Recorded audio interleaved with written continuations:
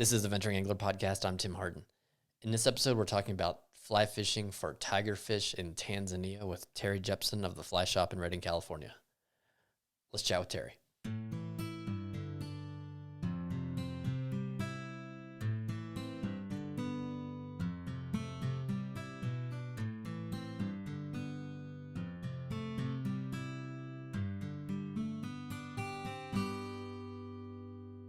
Okay, we're here with Terry Jepsen of the Fly Shop in Redding, California. Terry, at long last, welcome to the Venturing Angler Podcast. Thanks for having me, Tim. It's been a while. I've listened to a few of our recent guys and happy to be on.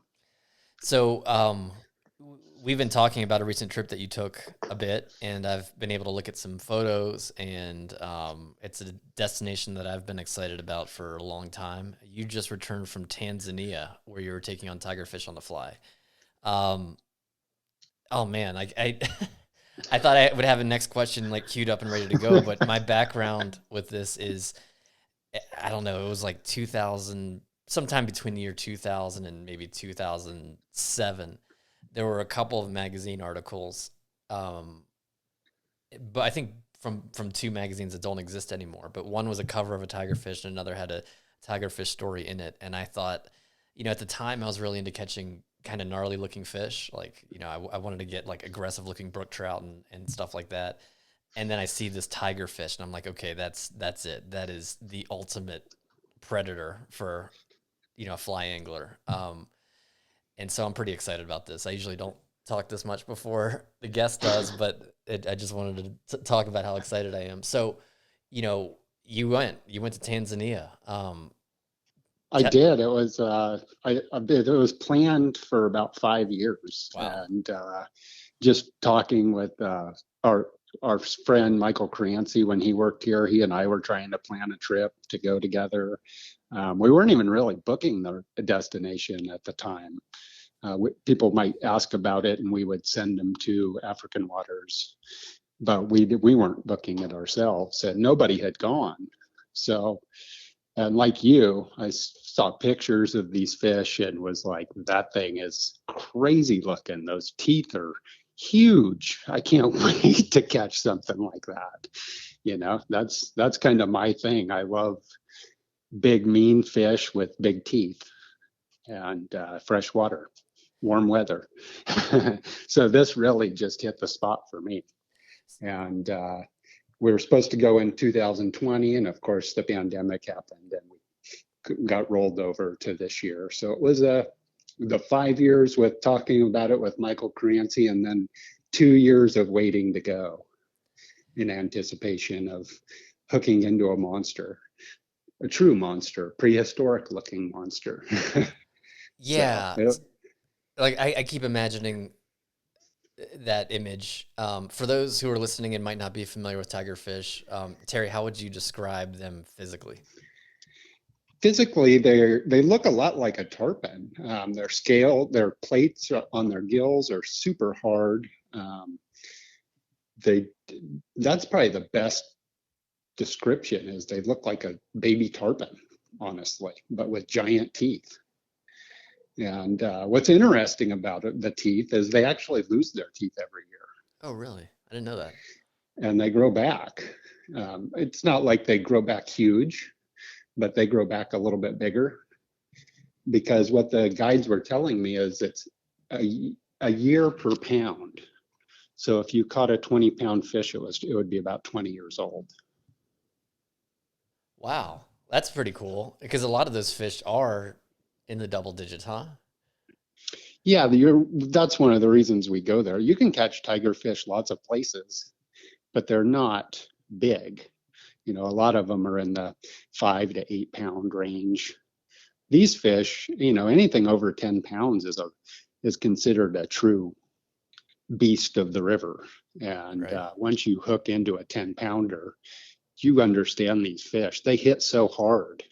It literally the line rips right through your stripping gloves. I went through 3 sets of stripping gloves and 2 sets of stripping fingers on just for a week. So they're pretty brutal. Mike Michalak was with me, and he's fished pretty much everything you can think of. And on our way back, we were talking about it, and he even said that's probably the hardest hitting freshwater species he's ever caught. So it's not just a mean face. These fish are. They're mean. They'll bite you. If you put your hand in front of them, they'll definitely take a little snap at you. But the odd thing is like they're not very flexible. Hmm. They side to side. They don't like a golden dorado. Say if you're holding it, it's trying to bend its whole body and bite you. The tigerfish can't do that. So as long as you keep your hand out of their mouth area, you're safe. You know, you can hold these fish, you can check them out and look at them, and they're not going to do anything to you. In reality, they just want to go back to the water and feed on fish. You know, So so they'll if your hand is close to them, they'll actually kind of lunge to take a bite. yeah, that because they're always opening and closing their mouth as like a trout does when you have them.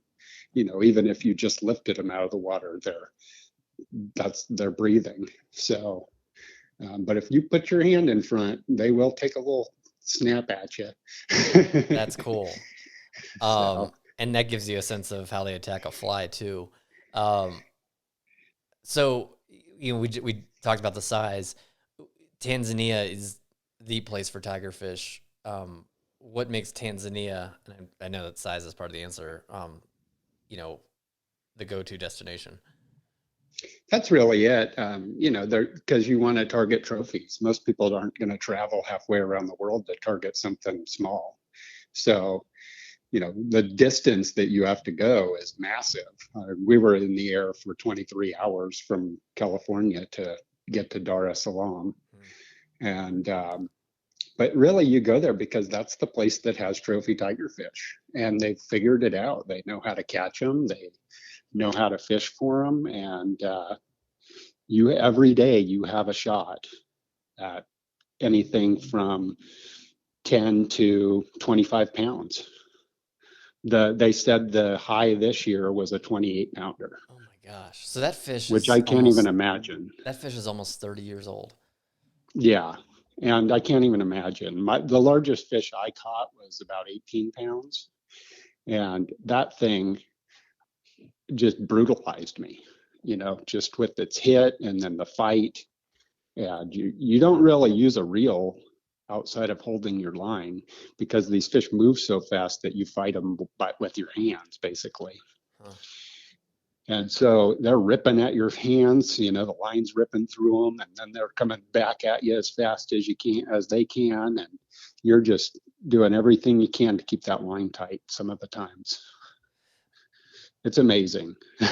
Yeah, a 30-year-old fish. And what's the habitat like that allows these fish to thrive like this and grow to that type of size? And what are their threats? Well, I think that's a part of it is they don't have very many predators. Okay. They're predatory on themselves. They eat each other. There's crocodiles in the water that probably go after the babies. Hmm. But overall, once they reach a certain size, there's not much that's going to grab them. And they have their own defense in how hard their exoscales is, and then they also have teeth to fight back. So I don't imagine that there's too many predators that go after them, to be honest. Except anglers, I guess. The that's Well, and there's some very large eagles down there. Like there's one eagle that I can't think of the name because I'm really bad with bird names, but we saw one and it stands about 4 feet tall hmm. when it's on the ground. And one of the guides was actually saying that he's actually watched one of those eagles take down a baby water buck. So these things might be a threat to tigerfish if they're hunting in the water, Wow. It but you otherwise, not much else. Yeah, you just gave, a little bit of a description of what the wildlife in Tanzania is like too. I don't even know what to imagine. It's jungle, right? It's arid jungle. No, it's actually on one river, where the main camp is on the Minyera River, it's more of a savanna type, Oh, okay. grassland type area. And then when you go to the Rahuji River, you actually enter a woodland mountain area. Huh. So you have two completely different areas and lots of different species. Like you're not going to see any of the big cats in the mountain area, except maybe a leopard. The lions would never go to that area. Right. And where we're at, there's no cheetah. It's not a savanna. It's grasslands, so there's no cheetahs. Elephant. We saw water buck. Tons of huge, massive crocodiles. Wow. And one of the groups actually saw elephants on the side of the river, but they're kind of shy. In Tanzania, they hunted the elephants really bad for years, and now they're a protected species. But they are very shy because they're scared of being hunted. Mm. So you don't see them very much. I think the biggest threat for me when I was going that it scared me the most of wildlife were honestly the hippos. Uh, They're a bully of Africa. That's what they are. I was just watching a video of a guy describing hippopotamus. They look big but kind of passive, but they're ready to absolutely destroy anything in their path, huh? Oh, they'll go out of their path. They flip boats. But the good thing about this, where we go, these guys know where the hippos are in the water. Because during the day, the hippos are in the water, and at night they get out and go eat and forage. But so they know exactly where to be careful. When you're riding in the boat, they know, okay, we're coming up on a pod hole. We're gonna just zip right through here. Make you sit down, Yeah. hold on. One of the boatmen actually was telling us how a couple of years ago he was driving a boat and a hippo flipped the boat. Oh my God. And he actually landed on the back of the hippo, which is a very dangerous place to be because a hippo will kill you, just to kill you if they can. But I mean, they're not going to run out of the water after you or something. It's not quite that aggressive. But he ended up landing on his back on the back of the hippo. And the only reason that he was able to swim away is the hippo got distracted by the boat, Oh wow. and he swam to shore and got away. That's So it's that's kind of an crazy. amazing story. That is amazing. I hope a hippo never kills me. The No. the so when you were fishing, you must have had that feeling of adventure then, that there are these big toothy things, or I don't even know what the teeth of a hippo are like, but there are these actual, I mean, managed. I don't, the guide service is obviously not, careless with the safety of guests, but there are real natural threats, so to speak. Oh, definitely. I mean, when you fish out of the boat 100% of the time because you don't want to be in the water. You take pictures on these very shallow sandbars where you know a croc's not going to be, and you don't step off the edge because they could be sitting right down at the bottom of that little edge. So you have to be aware of your surroundings for sure when you're out there, and you don't mess around in the water at all. There's just too many predators that's what they do. They're ambush predators. So Would you actually have to worry about tigerfish if you were wading? I mean, you wouldn't wade, but if you were, could that be a threat? I don't think so. They're not. They go after bait fish. There's a lot of bait fish in the river or in the rivers, and they like to eat bait fish. They'll eat birds, ducks, anything that'll fall out of a tree. They'll eat. So, but I don't think as a waiter that you would have to worry about like a tigerfish coming up and biting you in the leg or something like that. Yeah. Just because it's not a natural, your leg wouldn't look like anything they normally would eat, if that makes sense. Yeah, yeah. What's Tanzania like? You gave a description a minute ago that highlighted some of the diversity of the landscape, but for those who have never been to Tanzania, and I'm guessing that number is pretty high. yeah. What's it like when you're there? And I'll actually, since we're on the topic, what's it like getting there? And then what is it like when you're there? Getting there was quite the trip. I mean, we live in Redding, which is about 4.5, 5 hours from San Francisco. So we generally, when we go on these types of big trips, fly out of San Francisco. So, it always starts with a drive from here, which we try and make as much fun as possible.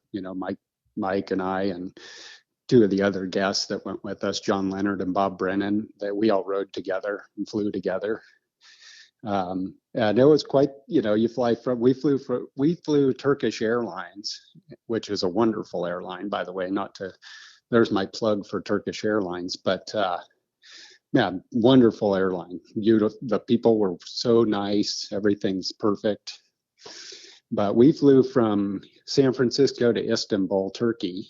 That was our first flight, which is about 14 hours in the air.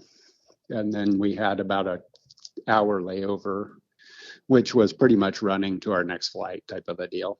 Oh. And then we flew from there to Dar es Salaam, which is where you come in to Tanzania when you're going tiger fishing. You fly into Dar es Salaam. And it was wonderful. We were met there by two drivers. They had signs for us, loaded us up. Yeah, but to regress a little bit, the flight from Istanbul to Dar is about 9.5 hours. Okay. So, and that was also a very nice, same airline, very nice flight. The flight attendants or stewards were very nice and on their game. And then you land, and it's in Dar's a big, huge city. It's actually used to be a little tiny fishing village, but now it's the largest city in Tanzania. And I believe it has 4.5 million people in it. Wow. At this point. And it's an interesting city. I mean, unfortunately, like a lot of Africa, is you have the really wealthy and the really poor, and there's not really a middle class. But they just do the best they can. And they all have a smile on their face, the people. And we stayed at a really nice hotel right on the Indian Ocean. And boy, talk about nice people and just happy people to be working. And that was wonderful. But Dar is huge, and it has the same problems that lots of these big cities have, pickpockets, fraud, things like that. So you just want to be careful. One of the guys actually we had a whole day in Dar at the hotel before we flew into camp on the caravan. You take a little caravan flight that's about an hour and a half from Dar es Salaam out to the preserve. So, but we spent a whole day in camp, and one of the gentlemen through the hotel hired a guide for a day and went around Dar es Salaam and checked it out. I spent the day by the pool. Yeah. Having cocktails. Nice. Because you kind of want to get rid of that jet lag, it's a long flight. And even if you sleep on the flight and rest, your body has to adjust to being that far away from where you normally are. And so it was really good that we planned a day at the hotel, a full day at the hotel before going in. That rest time, I'm sure, is good too after such long travels, especially to be able to be fully present to what sounds like an adventurous fishing experience. Yeah, if you fly in and you try and do some, I got in at 3:30 a.m. from wherever I'm coming, and I'm flying out at 10 to go to the camp. By the time you get to camp, you're going to be so wiped out. Your first day or first day or two of fishing is going to be really, really bad. Yeah. So because you got to cast a lot. Like we were saying, it's a 1,000 cast day every day, because you're just blind casting to these fish, right, into structure, into rock ledges, clay banks. You're just casting all day, and you're casting heavy equipment too. It's not a 3-weight trout rod that you're casting. You're casting a 9-weight. with a full sink line on it all day. So you want to be well rested. Let's. I was just about to bring up gear. So, geez, I mean, with a trip like this, there's the fly tackle, but there's also, I'm sure, other gear considerations too. What was your gear game plan going in? Well, because I've done a lot of these jungle trips, so it's kind of my thing, and I know how these jungle trips work and how these fish fight. We took a lot of rods with us. We actually took 9 rods with us. Wow. For 2 of us. Um, when we went to Colombia to peacock bass fish, we broke 8 rods. So I wasn't going to be in Tanzania with no rods to use. So we loaded up. What we ended up fishing were Scott Sector 9 weights, which were great rods for that. But we also had some Winston Airs along and some Sage products as well. So, and then the reel, you definitely don't necessarily fight the fish on the reel, but you want a good reel. You know, you want something that can stop a fish if you need to. I did have one fish that ran into my backing on me, and I was happy I had a good reel that had good pickup speed, and was able to get it back on and ended up landing the fish, which everyone was surprised about, because right after it ran to the backing, it ran straight at the boat.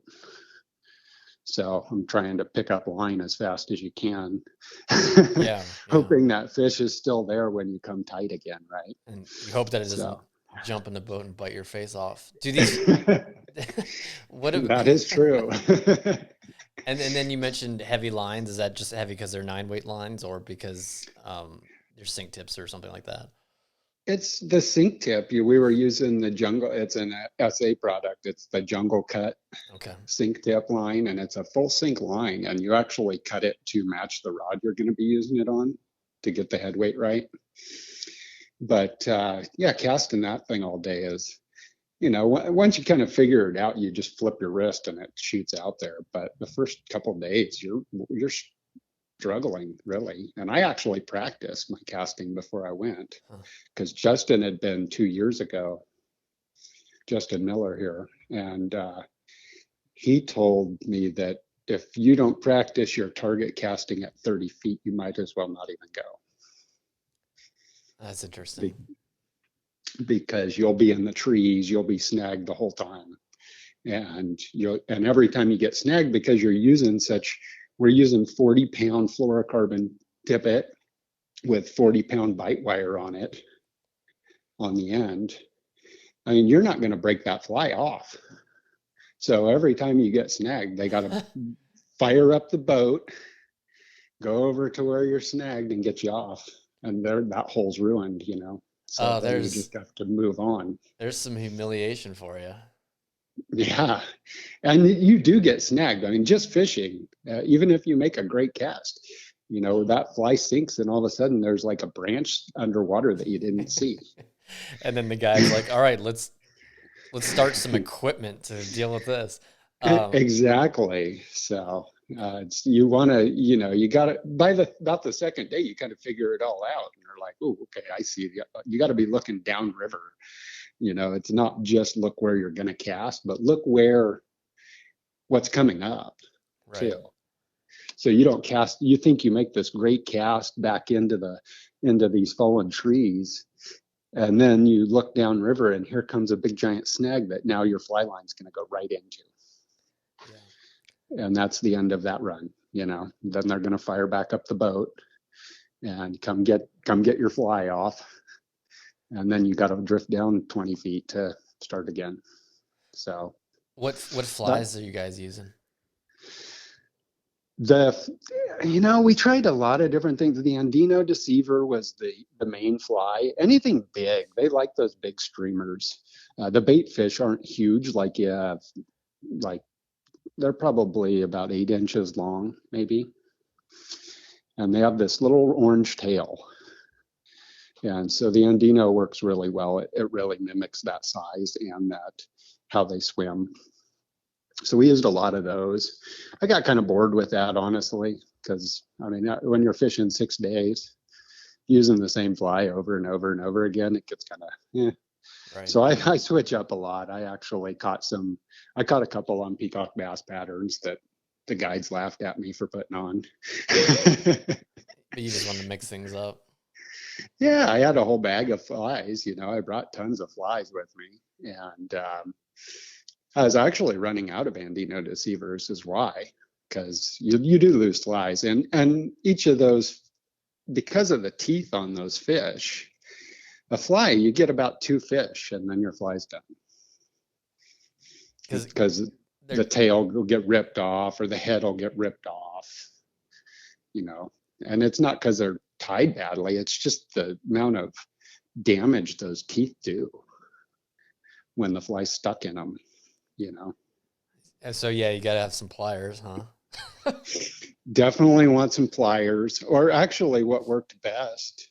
Because we debarb every hook, this is all about catch and release, and the guides and the camp staff and the boatmen, they all want to protect these fish just like we do, and that one of the main guide that we were with, Brent, he had this metal release tool for hooks.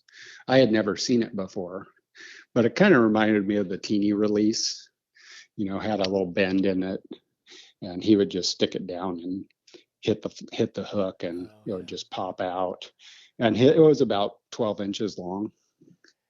And I was like, man, that is the smartest tool. I mean, one of the other guys was using his Craftsman or whatever, those little, I can't think of the name of them, right? The Leatherman tool, the pliers on a Leatherman. And I was like, his fingers were getting real close to those teeth. I was I was a little concerned for him. Yeah, really. Yeah. Because it's not that maybe you just get scratched, but when you're out in that kind of environment, even a scratch could turn into a huge infection. It's not like these teeth are clean.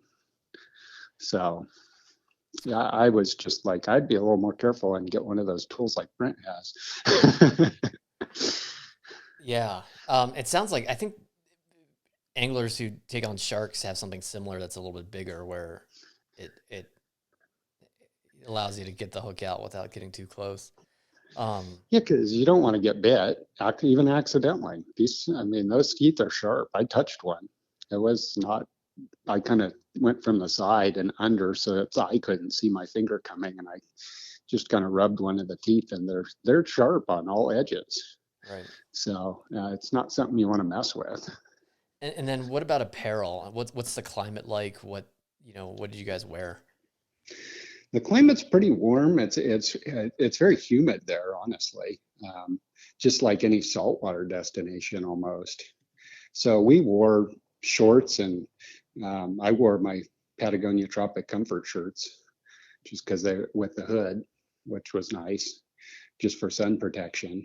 Um, and occasionally we would wear pants in the mornings or evenings, just because it was cool. You get that morning coolness, and so you might wear pants for an hour or two and then take them off, and you have your shorts underneath and fish in your shorts. The insects weren't bad at all. So, you don't have to cover up to keep the insects off you or anything like that. It's purely protection from sun. But very comfortable. You barely have to pack anything. They do daily laundry service.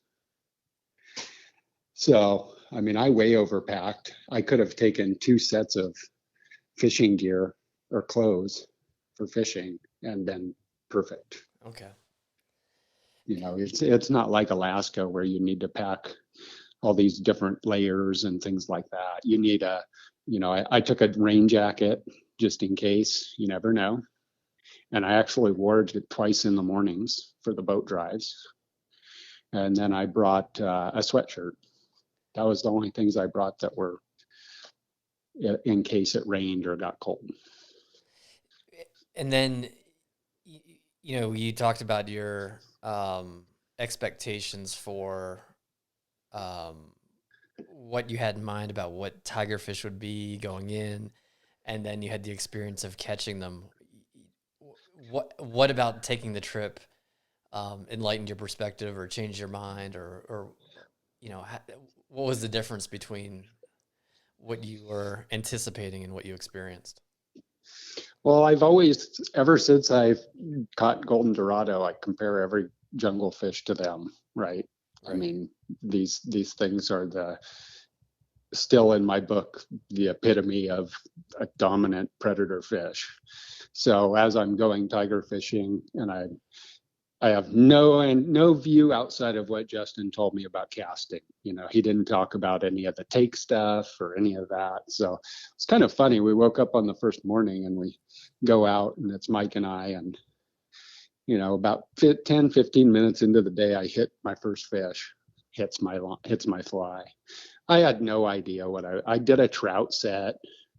I freaking didn't set it hard enough. The fish was gone in like two seconds. And it really was like, wow, dummy. First of all, we're not trout fishing. Never do that trout set on anything but trout. You got to really stick these fish too. It's like tarpon fishing. You got to really hammer that hook in. So that was a big learning experience for me. But I think what I didn't realize is I thought they would take a lot softer. I thought it would be more of a gentle, like a largemouth bass type take, where they sucked it in and all of a sudden they turned and you're like, oh, I'm hooked, you know. But instead it was very aggressive, almost like a pike coming after something. It hits hard and right away. And honestly, you don't catch, I bet you catch about 10% of the fish you hit, just because of how hard their mouths are.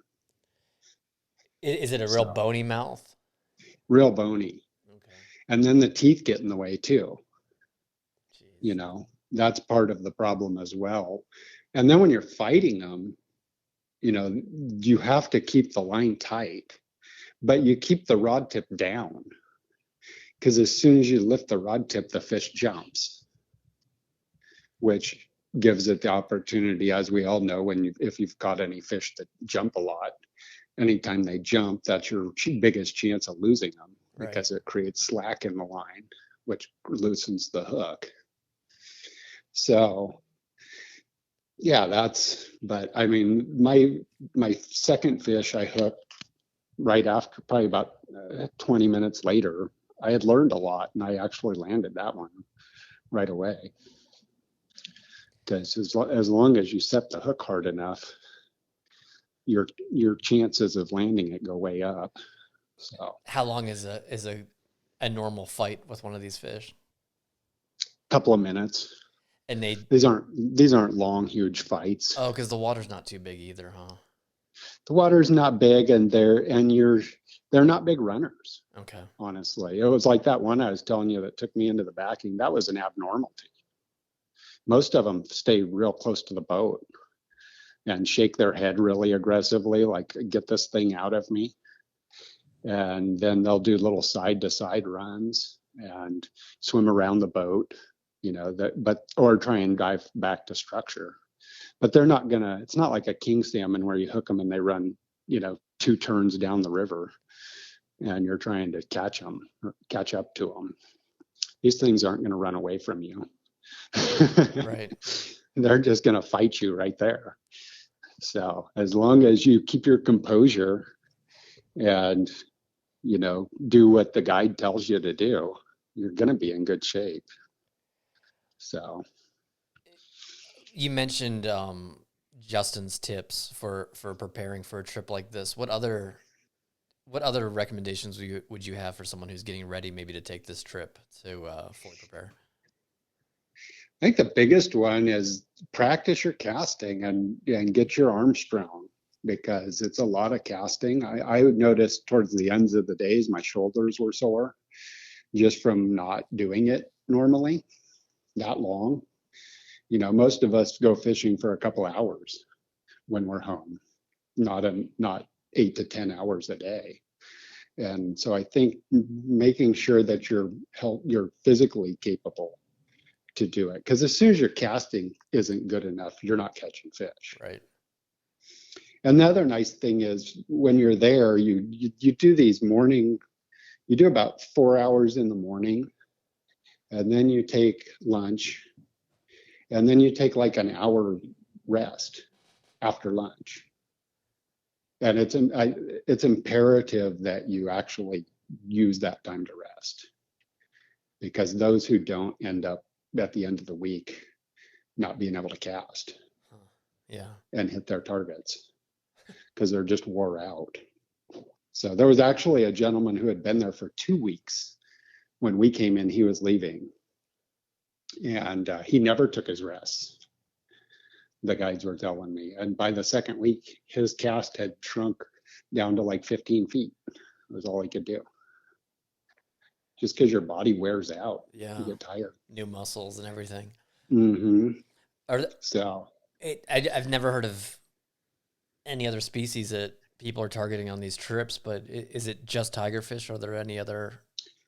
there's another fish that they recommend you. Actually, there's a couple of other fish. There's a catfish that they, if you want to, you tell them the first day and they'll get some bait, because you actually use bait for these. They won't take a fly. But I know a lot of people want to catch it while they're there. So we didn't do that this time. And then there's also a freshwater pacu that swims there, and it gets pretty big. I know Justin caught one when he was there. And then they recommend you bring a 5 weight and some dry flies. I think it's called a yellowfish. Oh, cool. And so you can actually, if you do get tired or the fishing's not great that day, like if it's windy, the tigerfish do not like wind, and they kind of shut down when it's windy. So say it's windy, you can take your 5 weight and some dry flies and go. They know where yellowfish are too, and they'll take you to do some yellow fishing. So, and that's supposed to be pretty fun. That's cool. We didn't actually do that because the tiger fishing was good the whole week. So it wasn't. I was like, I'm here for tiger fish. Yeah. Plus, I had goals that, like my first goal was to catch a 10-pounder. And then once I got a 10-pounder, then I raised it to 15 pounds. You got to keep your week going with little goals. How did you do on those goals? I achieved them both, actually. Nice. And I didn't quite have time. I caught my over 15 the last day. Okay. Otherwise, had I had another day, I would have upped it to 20. Wow. Why not? Yeah, exactly. So, but yeah, it's definitely a trip worth taking. The other one I've told people since I've been back is I personally don't think it's a trip for a novice angler, just due to the technical casting and the fighting of the fish. I think it would be a really difficult trip for somebody who didn't have fly fishing experience with multi-species. Yeah. God, I got to do this trip. It's bringing back all these feelings I had about wanting to catch these fish in the first place. And I didn't even realize there's yellowfish there. There's, that I've only recently been paying attention. And the pacu are like 60 pounds. Oh, no way. I remember Brent was telling me when Justin was there, he was in camp and Justin was just fishing for him out off the bank there at camp on the Manera. And so I was like, how did he do? Did he catch one? He's like, yeah, I'm up in camp and I hear Justin yelling. And I'm running through camp and I run down there and here's Justin standing in the Manera up to his chest holding this fish. And as excited as I was that Justin had caught one, his concern was getting Justin out of the water. Oh. And Justin wasn't even thinking about it because he was excited about he caught this fish, right? So his enthusiasm outweighed his thought of the crocodiles that were probably not very far from him. Oh my gosh. Yeah. So those can be fun as well, apparently. Like I said, we purely fished for tigerfish.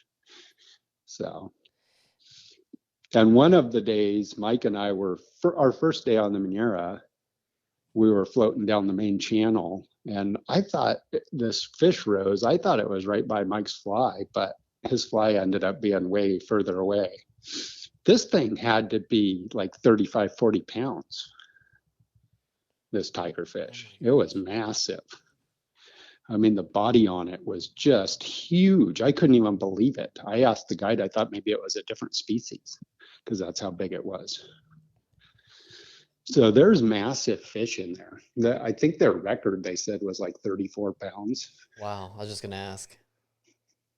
But there's bigger fish.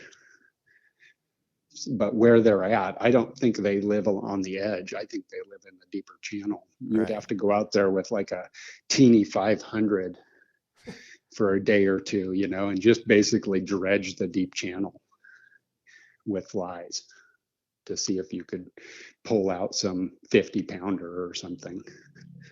So be kind of a boring day, you know, but if you caught one, it would be amazing. Yeah, except for that part. Yeah, exactly. Kind of reminds me of when I guided Alaska, sitting out in the Yetna with a plug hanging out the back of the boat fishing for kings. You know, that's when Mike and I were talking about doing that dredge for these tigers. That was what was going through my mind, is like anchored up, sitting off the back of the boat, casting this giant heavy line out with a 12 weight and crossing your fingers, right? Yeah, yeah, exactly. So, but yeah, the camps are super nice there too. I mean, each group, each two people have their own tent. This isn't like you're going camping with your family tent either. These are big safari type tents with actual beds, showers, toilets, all of that stuff. So, and this is very nice accommodations. Through African waters, correct? Correct. Yeah, they used to be Tourette fly fishing, and 2 years ago they changed it to African waters. And so people might be familiar with the old Tourette part of that. Right. And so for those who are thinking about planning such a trip, how far in advance do you need to plan? And you know, what does the fly shop offer with getting this trip set up? We offer full setup on it, or any of the other offerings that African Waters does. They do some perch fishing and different things as well. But Eric Argotti is actually hosting the same week that I just did this year, next year. So we have a hosted week coming up next year, same time, end of September, early October. And I'm glad you mentioned that seasonally. You know, when is it ideal to fish there? Seasonally, my week was the third week of the season, and they had 4 more weeks after we were done. So they're finishing up next week's their last week of the season. Okay. And then what happens is the wet season comes, and the rivers get so swollen that you can't find the fish because they have too big of a water to hide in, type of a thing. So it's a very short season. I believe it's only 8 weeks long. Wow. And so, yeah. How many anglers are generally there at one time? There's up to 8 anglers. Okay. So, and how it works is because there's 2 camps. So there's 8 anglers, but you get split into groups of 4. And so half of you go to the Rahuji camp and half stay at Minyara. And then you switch midweek. So you do 3 days of fishing on Rahuji, which is how we started our trip, our group. We got, you fly into the dirt landing strip, and you're met by these amazing safari type vehicles with the seats up high and open. And then it's about a 20-minute drive from there to the Minyara camp. And then you all kind of have a lunch. And what's really cool is when you show up, the whole camp staff's out there singing, and they're like so happy you're there. They're clapping and singing, and then the main houseman, he has a tray of fresh juice for you to drink, It's really a cool way to show up to somewhere that you can tell they're super excited that you're there, and it makes you feel like they want you there. And I think that's important when you show up somewhere like that. Right. You've traveled a long ways, and it's just amazing. And then, so back to how it splits up. So then you have lunch, and the head guide does a little expectations for the week type of a speech. Okay. And then four of you jump in a truck and you drive about 2 hours, really, to the Rahuji Valley. But I mean, people think, oh God, 2 hours. I just flew an hour and a half, and then you want me to drive 2 hours? But you're in that open vehicle and you're seeing things. Like we saw some antelope running through the woods on our way, and the antelope there are huge. They're like the size of a horse. Huh. Not what we think of antelope, little pronghorns out in the Nevada desert or something. These things are massive. He's pointing them out, and I'm like, where are the antelope? He's like, that's them right there. I'm like, what? That's not an antelope. Wow. And then we saw a family of warthogs, with these little tiny baby warthogs running along with mom and dad. And so you're seeing things, and the bird life's amazing. If anybody's into birds, I mean, boy, this is the place to go. I mean, the bird life is amazing there. It's just incredible.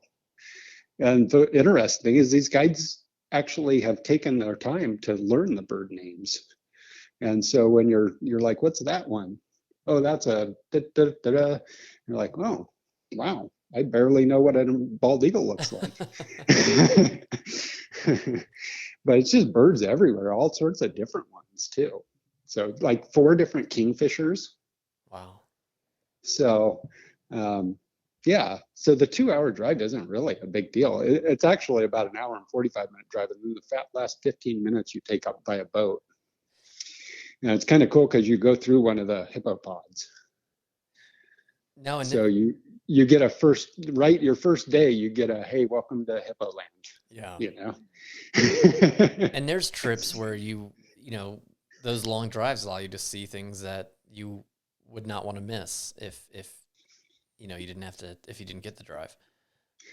Yeah, and then like coming back, so you fish your 3 days at that camp, which is a much smaller camp, more rustic, I would say.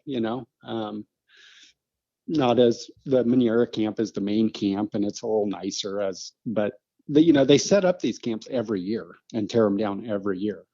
These aren't set camps. Okay. Where they're at is pretty set, but every year they come in a month before the season and reset up these camps from scratch. Wow. And if you saw these camps, it's amazing. All the roofing they do, setting up the water, because you have running water, you have flush toilets, and they have to set all this stuff up every year. So it's really amazing. Excuse me. And then, so you fish your 3 days, and the last day, they tell you to pack all your bags, and you leave in the morning and you go downriver, and then you take out at 4:30 that day. You don't really do a siesta rest at lunch on that day because it's a shorter fishing day. And then you do the 2-hour drive back to the Maniera. And on that drive, same thing. You're kind of tired from fishing all day, but man, we saw 2 herds of buffalo, all sorts of these little deer. You want to be awake. You want to see all this stuff. It's amazing. For one, I never thought I would go to Africa just because of how far away it is. It's halfway around the world for me. Yeah. So in my lifetime, I actually never thought I would go there. So, and now if I could go back and do it again, and this was the original plan in 2020 when we were going to go, is I would do a week of a safari trip, either before or after my trip. Yeah. Well, I can imagine the way you've talked about this trip with me. I imagine you are going back at some point. Um, Oh, I definitely will. This is a fish I want to chase again. So, and plus now I have my 20 mark I want to that's hit. true. That's right. Your next goal. Yeah. The so for those who are thinking about going and wanting to go through the fly shop, you know, how do they proceed? Heck, the easiest way is to give us a call, and talk to either me, Justin, any of our travel guys, Pat, Eric Argotti, who's really learning a lot about it right now, so he can be prepared to host his trip. He's wonderful to talk to too.